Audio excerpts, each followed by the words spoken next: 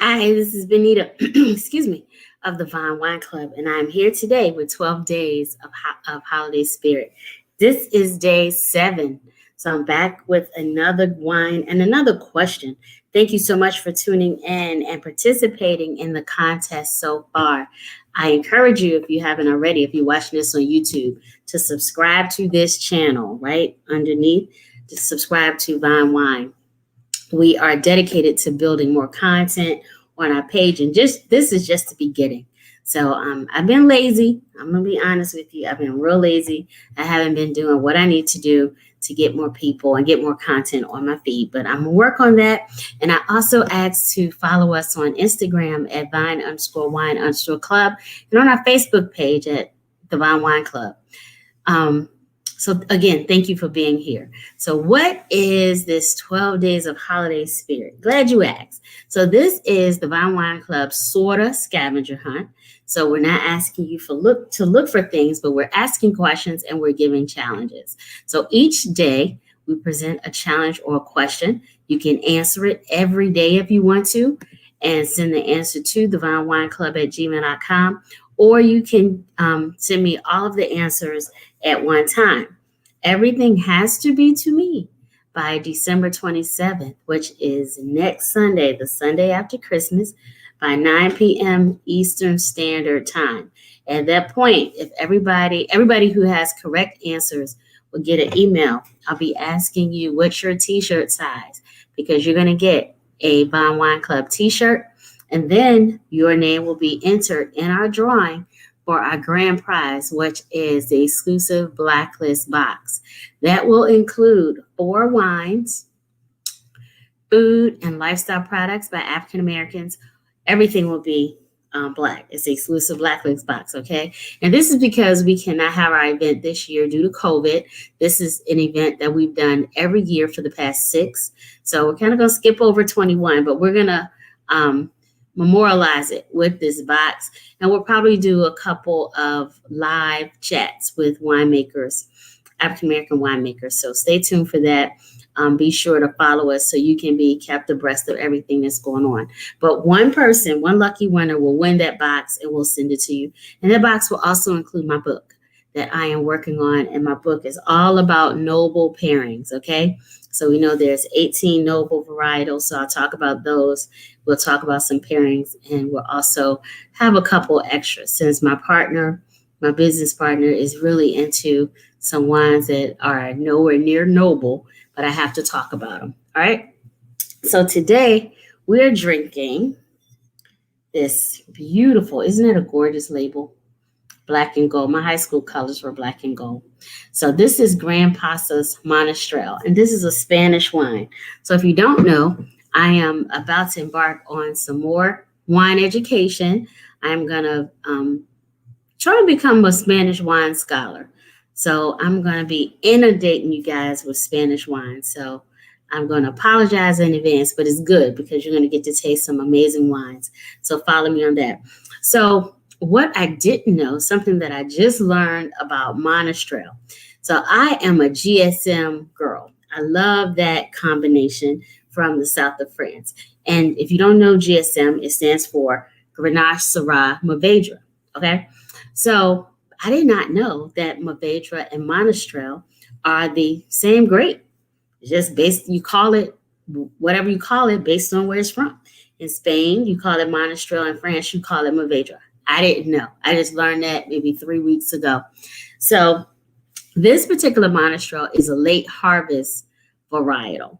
What does that mean? That means you just picked it later. Like if you typically pick grapes in September, early October, this one may not have been picked until November or even early December. So what that does, that allows the grape to mature a little bit more. It becomes a little bit sweeter. Okay.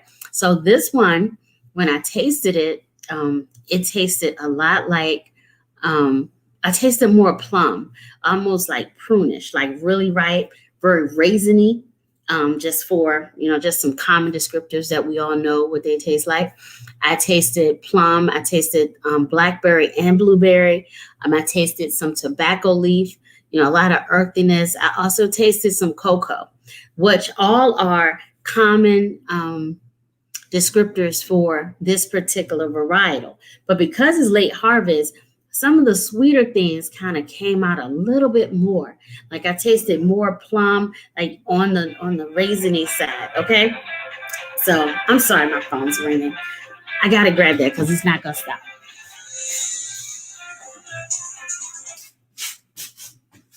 Sorry.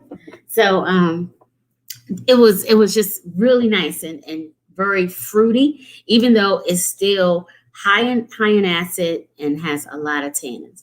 So this one is 14.5% alcohol. So let's taste. So let's first look at the color. And I'm sorry that it's kind of dark in here today. Where I'm sitting is pretty dark. I didn't get my lamp. Beautiful color, very ruby. Not very transparent, but not quite as dark as maybe a Syrah, but somewhere between a Malbec and a Syrah. I mean, I'm sorry, a Merlot and a Syrah. So kind of dark, because sometimes Malbecs are really dark, right? So it isn't quite that dark, but it has a beautiful hue to it. So this is a 2017, so still pretty young for a wine. And just doing this, I can smell it from here. I don't even need to stick my nose in the air. I can smell the fruit that's just coming out. I smell so much raisin. I even smell black licorice. It smells great. So let's taste.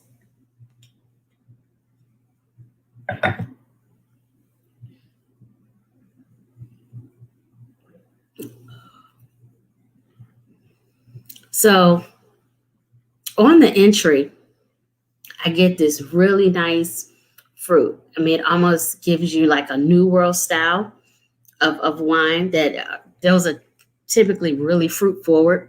So very New World on the entry. On the mid palate, I start to get more of the tobacco and maybe some pepper. And on the finish, the pepper shines through, but I still get, I get that licorice. It's more like a liqueur on the finish. That's what I get.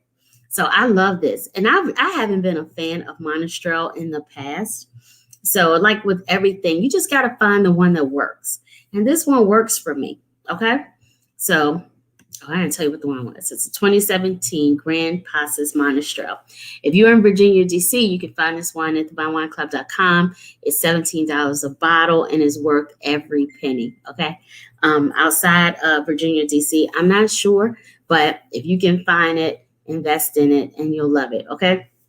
So the question for today, and this is an easy one, guys. If you watched a couple of days ago, we talked about this. If not, it's very easy to Google and shoot me the answer.